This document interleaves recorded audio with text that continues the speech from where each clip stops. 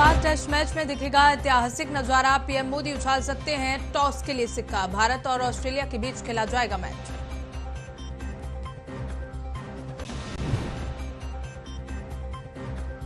नहीं रहे actor director Satish Kaushik. 66 साल की उम्र में दुनिया को कहा अलविदा। बॉलीवुड में फैली शोक की लहर।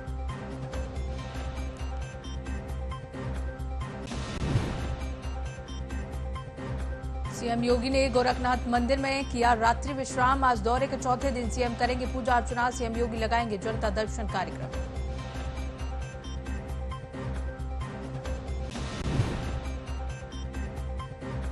सपा प्रमुख अखिलेश यादव पार्टी मुख्यालय पर करेंगे आज बैठक। सपा की राष्ट्रीय कार्यकारिणी की बैठक को लेकर होगी चर्चा। अखिलेश यादव सपा के नेताओं के साथ करेंगे चर्चा।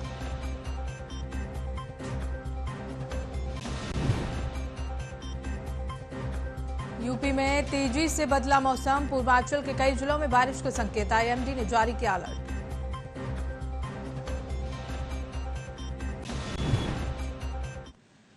नमस्कार, बहुत बहुत स्वागत है आप सभी का न्यूज वॉच इंडिया पर। मैं हूं आपके साथ पूनम तांगा। इसी बीच दिल्ली से ब्रेकिंग न्यूज का रुख कर लेते हैं, जहां बॉलीवुड अभिनेता सतीश कौशिक का निधन हो गया। बता दें कि 66 साल की उम्र में सतीश ने अंतिम सांस ली है। सतीश कौशिक के निधन से बॉलीवुड में शोक की लहर है। अभिनेता अनुपम खेर ने ट्वीट कर इसकी जानकारी दी।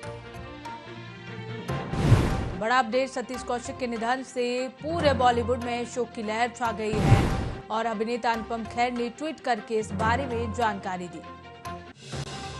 बता दें कि 66 साल की उम्र में सतीश कौशिक का निधन हो गया। बॉलीवुड अभिनेता सतीश कौशिक का निधन। 66 साल की उम्र थी। 66 साल में उन्होंने अंतिम सांस ली।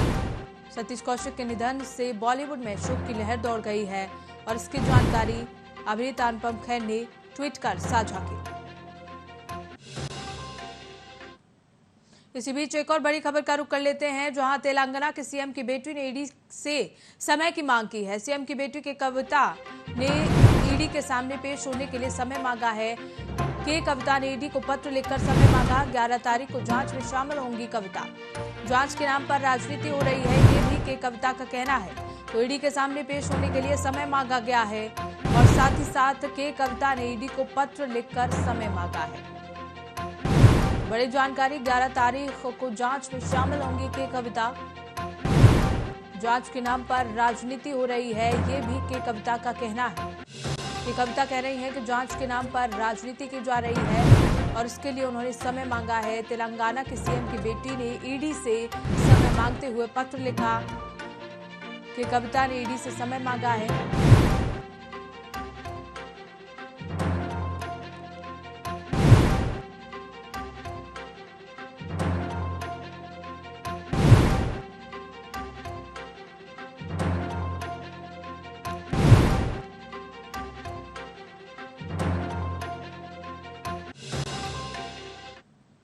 चलिए इसी बीच एक और बड़ी जानकारी का रुख करते हैं लखनऊ से, जहां यूपी बीजेपी ने मिशन 2024 के लिए तैयारियां तेज कर दी हैं। बता दें कि नगर निकाय चुनाव के लिए बीजेपी की तैयारियां तेज। बीजेपी सक्रिय बूथ सशक्त मंडल कार्यक्रम का उद्घाटन करेगी। यूपी के सभी मंडलों में कार्यक्रम करेगी आयोजित। निकाय चुनाव से पहले आयोजित होंगे कार्यक्रम। तो बड़ी जानकारी, बीजेपी सक्रिय बूथ सशक्त मंडल कार्यक्रम करेगी। यूपी के सभी मंडलों में कार्यक्रम आयोजित किए जाएंगे और इसके साथ ही साथ निकाय चुनाव से पहले कार्यक्रम आयोजित होंगे और ये सभी कार्यक्रम 2024 के लोकसभा चुनावों को लेकर तैयारियां जो है वो तेज की जा रही हैं। यूपी बीजेपी ने मिशन 2024 के लिए तैयारियां पूरी कर ली हैं, तेज कर दी हैं। तो वहीं गाजियाबाद के मोदीनगर क्षेत्र में पुलिस की ओर से युवक की पिटाई का मामला सामने आया है। आरोप है कि युवक को पुलिस ने बेल्ट और पट्टे से बेरहमी से पीट दिया। युवक के हाथों पर सूजन है। आरोप है कि युवक से 2500 रुपए रिश्वत लेकर रात में 2 बजे छोड़ा गया। युवक को धमकी दी गई कि अगर किसी से इस बारे में बताया कि तमंचा या चाकू लगाकर जेल भेज देंगे। वो ड्यूटी से लौट रहा था। रात चोपले पर कुछ युवकों ने उससे मारपीट की थी, तभी पुलिस उसे चौकी लेकर गई थी।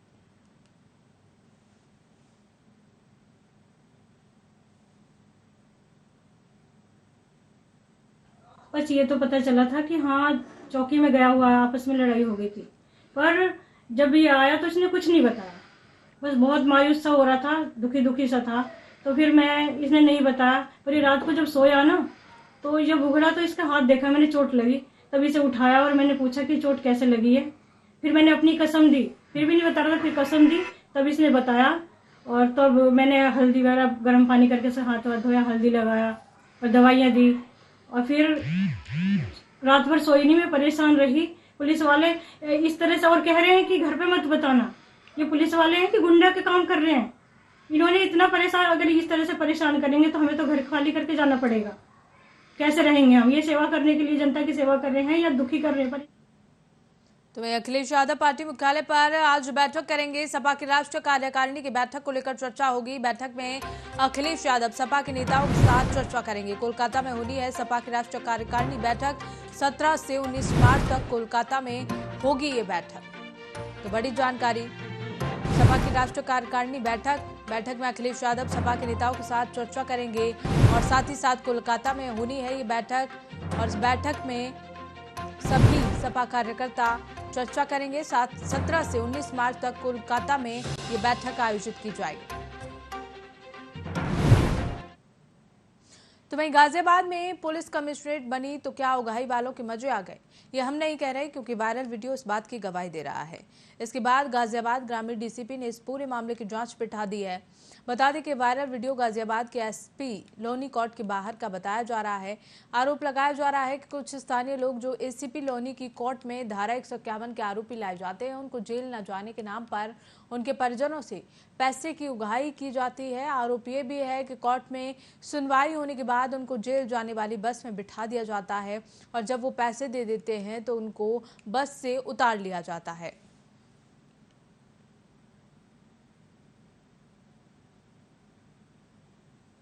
देखिए, इस वायरल वीडियो का एक संज्ञान लिया गया है और उसमें जो वीडियो में जो दिख रहे हैं वो वकील के मुंशी हैं। वकीलों से भी पूछताछ की गई है और मुंशी से पूछताछ की गई है और ये पूरे सभी समग्र पहलुओं की जांच के लिए एसीपी लोनी को बोला गया है। और उन्होंने जो अभी तक की छानबीन और पूछताछ से उन्होंने जो चीज़ें निकाली है उसमें ये है कि वो वकील अपनी फ़ीस के लिए जो उनके मुंशी हैं उनसे नेगोशिएट कर रहे हैं और जो है उसी में कुछ लोगों की कहासुनी हो रही है कि कोई ज़्यादा पैसे की मांग कर रहा है या कम पैसे की मांग कर रहा है। तो वकीलों का ये कहना है कि उनका उतना फिक्स फीस है, उसी के कारण वो लोग नेगोशिएट कर रहे हैं और इसमें और कोई अन्य पहलू हो और कोई भी अन्य एंगल हो उसकी जांच के लिए, विस्तृत जांच के लिए एसीपी लोनी को निर्देशित किया गया है। जो भी रिजल्ट होंगे उसके जो भी जाँच निकल के आएगा उसके हिसाब से अग्रिम विधि कार्रवाई की जाएगी। तो वहीं गाजियाबाद के लौनी बॉर्डर थाना क्षेत्र की परमहंस कॉलोनी में एक युवक को उसी के मकान मालिकों के बेटों और पड़ोसी युवकों ने बेरहमी से मारपीट कर मौत के घाट उतार दिया। बता दें कि शराब पीकर अपने ही पिता के साथ शोर शराबा कर रहे युवक के साथ बीती रात मकान मालिक के बेटों और कुछ अन्य पड़ोसी युवकों ने मारपीट की। घटना में युवक को गंभीर चोटें आई थी, लेकिन युवक अपने घर जाकर सो गया और सुबह मृत हालत में मिला, जिसके बाद परिवार में हड़कंप मच गया। आनन फानन में घटना की सूचना पुलिस को दी गई, जिसके बाद पुलिस भी मौके पर पहुंची। मृतक युवक को लौनी के सीएससी अस्पताल पहुंचाया गया, जहां डॉक्टरों ने उसको मृत घोषित कर दिया, जिसके बाद पुलिस पूरे मामले की जांच में जुट गई।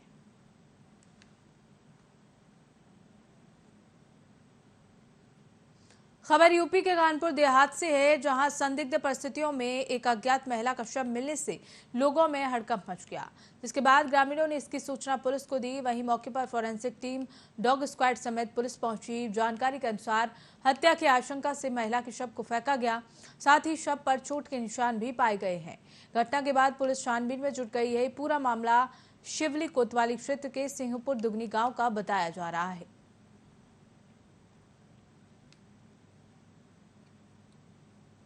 देखिए, थाना शिवली क्षेत्र अंतर्गत सिंहपुर दिवनी गांव के यहाँ एक अज्ञात महिला शव की सूचना हमें मिली है। तुरंत मैं और बाकी सक्षम सारे अधिकारी यहाँ पे मौके पर पहुँच गए। फोरेंसिक यूनिट और हमारे डॉग स्क्वाड भी पहुँच गई है। फिलहाल जांच चल रही है।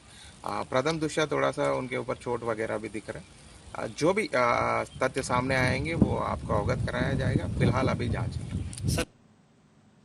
यूपी के गाजियाबाद में लोगों की जान के साथ खिलवाड़ करते हुए मर्सिडीज और बीएमडब्ल्यू जैसी कारों पर आतिशबाजी करते हुए 3 लोग स्टंट करते नजर आए, जिसका वीडियो वायरल होने के बाद पुलिस ने संज्ञान लेते हुए 3 लोगों को गिरफ्तार कर लिया।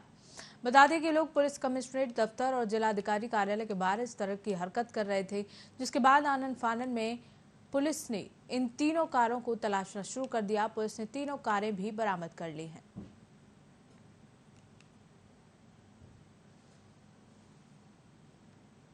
कल देर रात सोशल मीडिया के माध्यम से एक वायरल वीडियो संज्ञान में आया, जिसमें कुछ गाड़ियों के युवक लापरवाह तरीके से गाड़ियां चला रहे थे, आतिशबाजी कर रहे थे तथा यातायात नियमों का उल्लंघन कर रहे थे। इसकी जांच की गई तो ये थाना कबीरनगर क्षेत्र से संबंधित पाया गया। इसमें तत्काल एक टीमें गठित की गई तथा इससे संबंधित तीनों गाड़ियों को नियमानुसार सीज किया जा चुका है तथा इसमें जो 3 अभियुक्त हैं उनको हिरासत में ले लिया गया है। इनके विरुद्ध अग्रिम निरोधात्मक कार्रवाई सुनिश्चित की जा रही है। चलिए रुक करते हैं अगली खबर का। उन्नाव में कृषि सूचना तंत्र के सुंदरीकरण और कृषक जागरूकता कार्यक्रम का आयोजन किया गया, जिसके तहत उप कृषि निदेशक के सौजन्य से कृषि विभाग की ओर से पूरे जिले में किसान मेला का आयोजन किया गया। वहीं इस दौरान कृषक प्रदर्शनी का शुभारंभ भी किया गया। हसनगंज विकास खंड में मेले का शुभारंभ मोहन विधायक ब्रजेश रावत ने किया। विधायक ब्रजेश रावत ने किसानों की आय दोगुनी करने के लिए किसानों को एकजुट कृषि प्रणाली अपनाने की सलाह दी। उन्होंने बताया कि खेती के साथ पशुपालन, मछली पालन, मुर्गी पालन जैसे काम अपनाकर कृषक अपनी आय दोगुनी कर सकते हैं। विधायक ने महिला स्वयं सहायता समूह के सुदृढ़ीकरण पर भी बल दिया।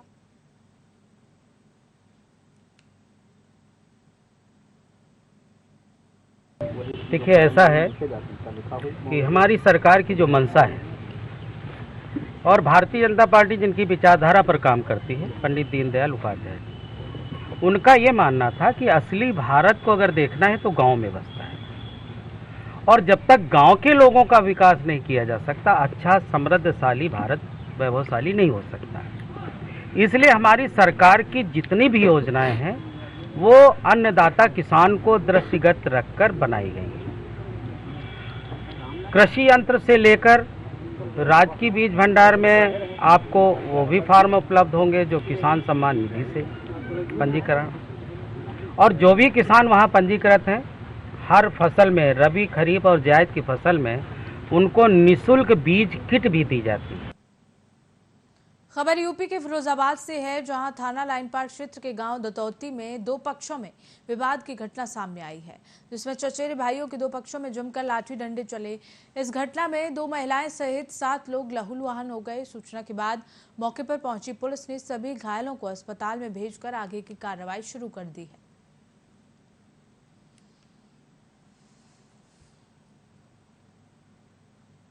खबर यूपी के फिरोजाबाद से है, जहां टूलना क्षेत्र में लोगों के स्वास्थ्य को ध्यान में रखते हुए होली के त्योहार के मद्देनजर आबकारी विभाग ने स्थानीय पुलिस के साथ संयुक्त रूप से चेकिंग अभियान चलाया। ये चेकिंग अभियान आबकारी अधिकारी अशोक कुमार की मौजूदगी में चलाया गया। चेकिंग के दौरान नगर की करीब आधा दर्जन दुकानें चेक की गईं, जिसमें स्टॉक से लेकर सब कुछ ठीक ठाक पाया गया।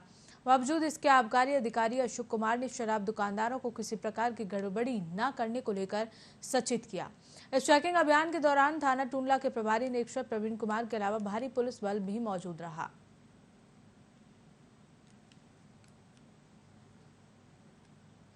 देश के लिए अनाज जितना जरूरी है उतना ही जरूरी किसान भी है। किसानों के बारे में सरकार सोचती है और किसानों को लाभ मिले, इसके लिए योजनाएं भी बनाती है। लेकिन जमीनी स्तर पर क्या किसान खुश हैं?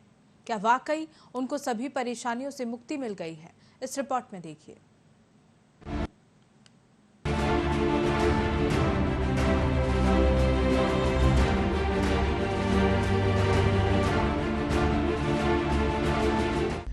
उत्तर प्रदेश जो भारत का सबसे बड़ा कृषि उत्पादक राज्य है, जहां किसानों की मेहनत का अनाज सबकी भूख शांत करता है, और तो और अनाज के बल पर देश का मान और सम्मान बढ़ाने वाला किसान ना सिर्फ देश की शान होते हैं, बल्कि नेताओं की राजनीति का मतदान भी होते हैं। लेकिन अपनी समस्याओं की चादर में लिपटा किसान जब अपनी समस्याओं का पिटारा जिम्मेदार अधिकारियों के सामने खोलता है, तो वही जिम्मेदार अधिकारी उस समस्या रूपी पिटारे की अनदेखी कर पल्ला झाड़ते नजर आते हैं। हम आपको एक तस्वीर दिखा रहे हैं। ये तस्वीर है कानपुर देहात के अकबरपुर क्षेत्र की। ये तस्वीर देखकर समझ सकते हैं कि फसल का क्या हाल है। किसानों का कहना है कि फैक्ट्रियों के केमिकल युक्त पानी की वजह से किसानों की सैकड़ों बीघा फसल बर्बाद हो गई है और खेती करने योग्य जमीन बंजर होती नजर आ रही है। ये जो हमारी ये जमीन है ना, तो ये इतनी इसमें पानी भर जाता है और हमने बार बार इसमें सन 2020 से चालू कर रहे हैं और इसके बाद में भी अभी तक कोई भी कार्रवाई नहीं भई है। मैंने डीएम साहिबा को सबको हमने अवगत कराया है और ये हमारी पूरी ज़मीन ये हम बुआई भी कराते हैं और इसमें पूरा जल भर जाता है। मेरा पूरा समझ लो केमिकल के से इतनी ज़मीन हमारी बेकार हो जा रही है। मैं करीब है हमारी 60-70 बीघा लगे। उन्होंने यही कहा कि हो जाएगी और तब से हो ही रही है, कर रहे हैं। मगर वो यही कहते हैं, जब हम प्रार्थना पत्र देते हैं तो ये कहते हैं कि नहीं हो जाएगी सुनवाई। समस्या का मेरी फसल तो पूरी बर्बाद हो चुकी। 2020 में मैंने एप्लीकेशन दी DRM SDM के यहाँ, मेरी सुनवाई कुछ नहीं हुई। हमने बीजा भी बोया, वो भी बर्बाद हो गया। इसके बाद में अब भी कोई मतलब वो नहीं हो रहा है। अब कार्रवाई बराबर चल रही है हम लोगों की, फिर भी अभी इतना चारा उसमें फैला पड़ा है, इतना पानी भरा पड़ा है, कुछ कहने को नहीं। कैसा पानी है जो भरा? पानी गंदा पानी है, केमिकल का पानी है। पेपर मिल, नेरोलेक्स का, हाँ अन्य फैक्ट्रियां जैनपुर में हैं। डीएम साहब ने क्या आश्वासन? उन्होंने आश्वासन दिया कि बस तुम्हारा काम हो जाएगा, सब इंक्वायरी करेंगे। बल्कि यहाँ तक भी हुआ कि क्रेडिट कार्ड के लिए एप्लीकेशन भी लगाई गई, वहाँ फार्म भरे गए, वो भी हमने दिया वहाँ बैंक में जा करके, लेकिन उसकी भी सुनवाई नहीं हुई। ना क्रेडिट कार्ड वहाँ से माफ हुआ, ना कुछ हुआ। अरे ये जमीन की समस्या है हमारे पास, हम लोगों के पास थोड़ी थोड़ी जमीन है। फसल जो बोई जाती है वो सब केमिकल में नष्ट हो जाता है और जमीन के भरोसे हम लोग कर्जा लिए हैं। बताओ अब जब बच्चे नहीं जिया पाएंगे तो कर्जा कैसे हम लोगों का निपटा पाएंगे बताओ। और कई बार डीएम साहब को एप्लीकेशन दिया गया, वो आश्वासन बार बार देते हैं कि हो जाएगा। यहाँ मर रहे हैं गोरू हरा के लिए, चारा नहीं है, बच्चों के लिए खाने के लिए नहीं पैदा हो रहा है, तो हम बताओ क्या करें। जिला प्रशासन और फैक्ट्री मालिकों की लापरवाही के चलते किसानों की सैकड़ों बीघा फसल हर साल बर्बाद होती है, लेकिन जिला प्रशासन पर कोई फर्क नहीं पड़ता। फैक्ट्रियों की बात की जाए तो प्रदूषण नियंत्रण बोर्ड की ओर से फैक्ट्री मालिकों को निर्देश दिए गए हैं कि फैक्ट्री से निकलने वाले गंदे और केमिकल युक्त पानी को फिल्टर कर रिबोर के जरिए जमीन के अंदर डाला जाए, लेकिन नियम और निर्देशों की धज्जियां उड़ाकर फैक्ट्री मालिक केमिकल युक्त पानी को खुले में ही छोड़ दे रहे हैं, जिसके चलते प्रदूषण फैलने के साथ साथ किसानों की उपजाऊ जमीन बर्बाद और बंजर हो रही है। वहीं जब पूरे मामले पर जिले की डीएम से बात की गई तो उन्होंने बताया कि मामले पर सिंचाई विभाग और प्रदूषण विभाग के अधिकारियों को जांच के लिए भेजा गया था। फिर से जांच करवाकर कार्यवाही की जाएगी और किसानों की समस्या का जल्द निदान किया जाएगा। देखिए, ये प्रकरण मेरे संज्ञान में आया था। मैंने इसमें पोल्यूशन अधिकारी, आरओपीसीबी और सिंचाई विभाग के अधिकारियों को मौके पे भेजा था और उन्होंने इस समस्या का कुछ समाधान करना बताया। पुनः आपके बताने पे मैंने उनको फिर से बोला है देखने के लिए, और ज़रूरत पड़ेगी तो उसको देखेंगे, पर इस समस्या को रिजॉल्व कराएंगे।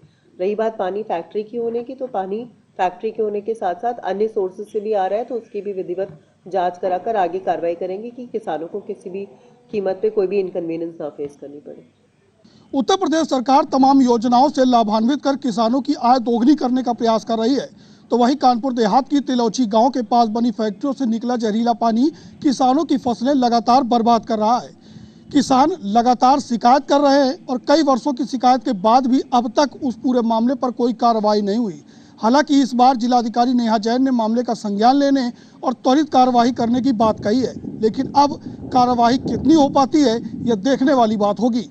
जिस तरह से किसानों को आए दिन अपनी समस्या से दो चार होना पड़ रहा है, आखिर इन समस्याओं से किसान को कब निजात मिलेगी, ये तो देखने वाली बात है। अब डीएम की तरफ से दिए गए आश्वासन का इंतजार यहाँ के किसान कर रहे हैं। अब क्या फैक्ट्री मालिकों पर कोई कार्रवाई होगी? क्या किसानों का समस्या का हल निकल पाएगा? ये आने वाला समय बताएगा। न्यूज वॉच इंडिया के लिए कानपुर देहात से गौरव शुक्ला की रिपोर्ट। चीनी का कटोरा कहे जाने वाले कुशीनगर जिले में गन्ने की फसल कभी किसानों के लिए उनके सुखद जीवन यापन का जरिया हुआ करती थी और ऐसा इसलिए था क्योंकि यहाँ की जमीन गन्ने की खेती के लिए बेहद उपजाऊ है। लेकिन आज के समय में यहाँ की मिलें बस धूल फाँक रही हैं। आखिरकार ऐसा क्या हुआ कि कुशीनगर की ये चीनी मिलें खाली पड़ी हैं? ये जानने के लिए रिपोर्ट देखिए।